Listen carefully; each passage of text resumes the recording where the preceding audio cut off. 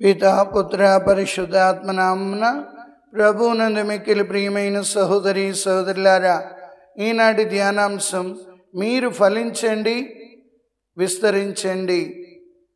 ఆదికాండం 1వ అధ్యాయము 28వ వచనంలో చూసినట్లయితే, మొదటగా దేవుడు మనల్ని సమృద్ధిగా దీవించి ఉన్నాడు. మీరు ఫలించండి, విస్తరించండి, బ్రతకండి అని దేవుడు మనల్ని దీవించి ఉన్నాడు. అయితే ఈనాడు 3 విషయాలు మనం ధ్యానించుకుందాం. ఎలా బ్రతకాలి, ఎక్కడ బ్రతకాలి, ఎందుకు బ్రతకాలి అనే విషయాలను మనం ధ్యానించుకున్నట్లయితే, మొదటగా ఎలా బ్రతకాలి?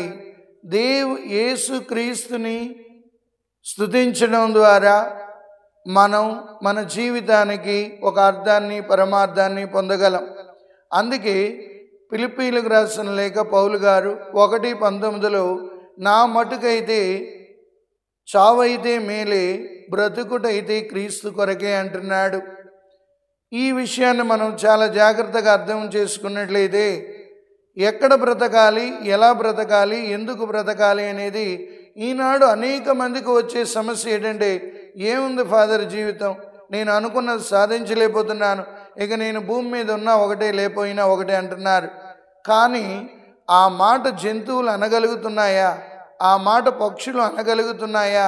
ఆ మాట భూమి మీద సృష్టించిన సకల జీవరాశులు అనగలుగుతున్నాయా? ప్రతి జీవరాశి కూడా జీవితం కొరకు ఒక పోరాటం చేస్తున్నాయి. అందుకే యేసుక్రీస్తు ద్వారా నీవు నేను కూడా, నా మటుకు చావైతే క్రీస్తే, కానీ బ్రతుకుటైతే క్రీస్తు కొరకే. కాబట్టి క్రీస్తు కొరకు నేను బ్రతకాలి. ఏ రీతిగా బ్రతకాలి అంటే, ఆయన నామ సంకీర్తన చేస్తూ ఆయనకి సాక్షిగా నేను నిలబడాలి. ప్రియులారా, ఎక్కడ బ్రతకాలి అని చూసినట్లయితే, కీర్తన 23:6వ వచనంలో, నేను కలకాలము ప్రభు మందిరములో జీవించెదను. ఎంతమంది దేవాలయాన్ని ప్రేమిస్తూ దేవాలయం ద్వారా జీవజలాలు పొందుకుంటూ బ్రతకాలని ఆలోచిస్తున్నారు. ఎందుకు మన జీవితాల్లో సాతాను నిరాశ అనే ఆయుధాన్ని వాడుతుంది అంటే, ఎప్పుడైతే ప్రార్థించలేకపోతున్నామో, ఎప్పుడైతే దేవుని ఆలయానికి వెళ్ళలేకపోతున్నామో, ఎప్పుడైతే దేవుని వాక్యం చదవలేకపోతున్నామో, మనలో సాతాను నిరాశ అనే బాణాన్ని వదిలి, ఎందుకులే ఈ బ్రతుకు, నువ్వు అనుకున్నది ఏదీ సాధించలేదు అని అంటుంటే, ప్రభు అంటున్నాడు, నేను జీవమునిచ్చుటకును దాన్ని సమృద్ధిగా ఇచ్చుటకును మీకు వచ్చి ఉన్నానని యోహాను శుభవార్త 10వ అధ్యాయము 10వ వచనంలో. సో దేవుని స్తుతిస్తూ బతకాలి, దేవుని మందిరములో బతకాలి, దేవుని బిడ్డగా బ్రతకాలి. యోహాను రాసిన మొదటి లేఖ 2వ అధ్యాయము 17వ వచనంలో చూసినట్లయితే, ఐహికమగు దేనిని ప్రేమించకుడు, దేవుని ప్రేమ వలన మీరు జీవించండి అంటున్నాడు. కాబట్టి ప్రియులారా, దేవుని ప్రేమ ద్వారా మనం నిరంతరం జీవించాలి, ఆనందంగా జీవించాలి. అందుకొరకే ఆయన మనల్ని సృష్టించి ఉన్నాడు. ఎక్కడ బ్రతకాలి అని చూసినట్లయితే, యేసుక్రీస్తు ద్వారా మనకి జీవము కలుగుతుంది. ప్రియులారా, శిష్యులందరూ కూడా క్రీస్తుని అనుసరించి జీవించడం మొదలుపెట్టారు. అపోస్తుల చర్యలు 10వ అధ్యాయము 29వ వచనంలో చూసినట్లయితే, వాళ్ళు మేము దీనికి సాక్షులుగా నిలబడుతున్నాం. యేసు ప్రభు బిడ్డలుగా నీవు నేను కూడా సాక్షులుగా జీవించాలి. ప్రతిరోజు మనం సాక్షిగా జీవించాలి.